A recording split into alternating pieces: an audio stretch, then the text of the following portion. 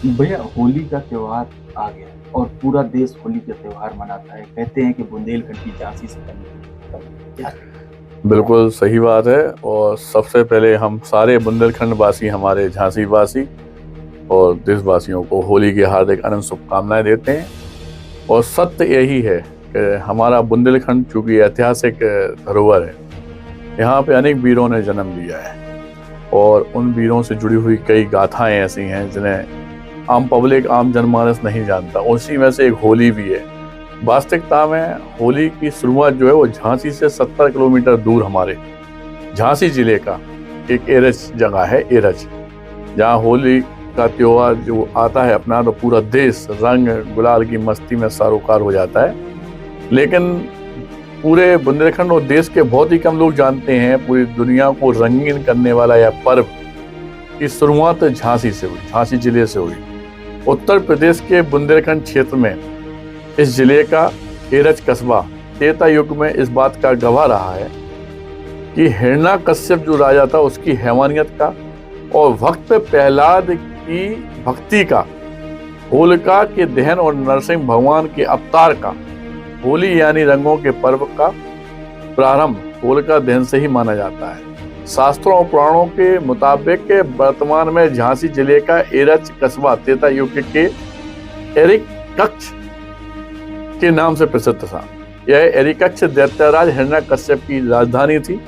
हिरण्यकश्यप को यह वरदान प्राप्त था उसे, उस समय चूंकि वरदान बहुत मिलते थे भगवान से। जो इतिहास है कि उसे यह वरदान प्राप्त था कि ना वो दिन में मरेगा ना रात में, ना इंसान से मरेगा ना जानवर से।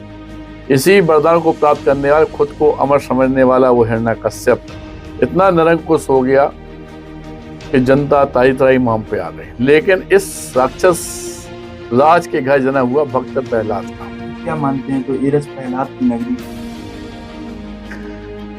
बिल्कुल सही कह रहे हैं। भक्त प्रहलाद की जो भगवत भक्ति से परेशान हिरण्यकश्यप ने उसे मरवाने के कई प्रयास भी किए, जिससे हमारे प्रहलाद जी थे वो बचे। आखिरकार हिरण्यकश्यप ने प्रहलाद को ढिकोली पर्वत से नीचे फेंकवा दिया। ढिकोली पर्वत और जिस स्थान पर प्रहलाद जी गिरे, आज भी वो स्थान मौजूद है, उनके पैरों के निशान वहां पे मौजूद हैं। आखिरकार हिरण्यकश्यप की बहन होलिका ने प्रहलाद को मारने की ठानी।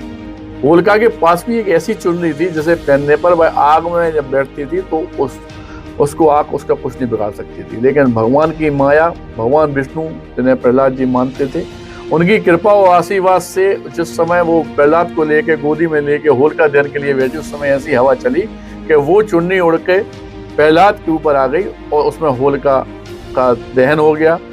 और सबसे बड़ी बात तो ये है कि जब होलिका जल गई, आज भी पुरातत्व विभाग ने जब वहाँ पे खुदाई की तो होलिका की गोदी में बैठे प्रहलाद की जो मूर्ति मिली है वहाँ पे, वो इस बात का प्रमाण है। वहाँ पे जो उस समय के अवशेष मिल रहे हैं वो इस बात का प्रमाण है कि वास्तविकता में यहाँ पे ऐसा सब कुछ घटित हुआ।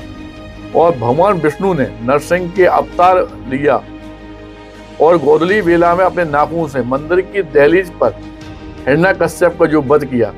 और हिरण्यकश्यप के वध के बाद एरिकक्ष की जनता ने एक दूसरे को खुशी में जो गुलाल डालना शुरू किया। यहीं से होली की शुरुआत हुई। इस बात से चूंकि पूरा देश नहीं जानता है, लेकिन हमारी जो झांसी, हमारा जो बुंदेलखंड है, ये वास्तविकता में ऐतिहासिक धरोहरों से भरा पड़ा है। जो वीर लोग पैदा हुए और इसकी मिट्टी में इतनी ताकत है कि इस मिट्टी की सुगंध में हर वीर ने जन्म लिया। इसकी कई ऐतिहासिक कथाएं, जिनमें से एक ये होली का जो अपन लोग मनाते हैं, इसका भी प्रोग्राम जो हम लोग करते हैं, इसे मनाते हैं, ये भी हमारी झांसी की है। इस बात को बहुत कम लोग जानते हैं और सभी लोगों को दोबारा अग्रिम हम हार्दिक शुभकामनाएं देते हैं। धन्यवाद।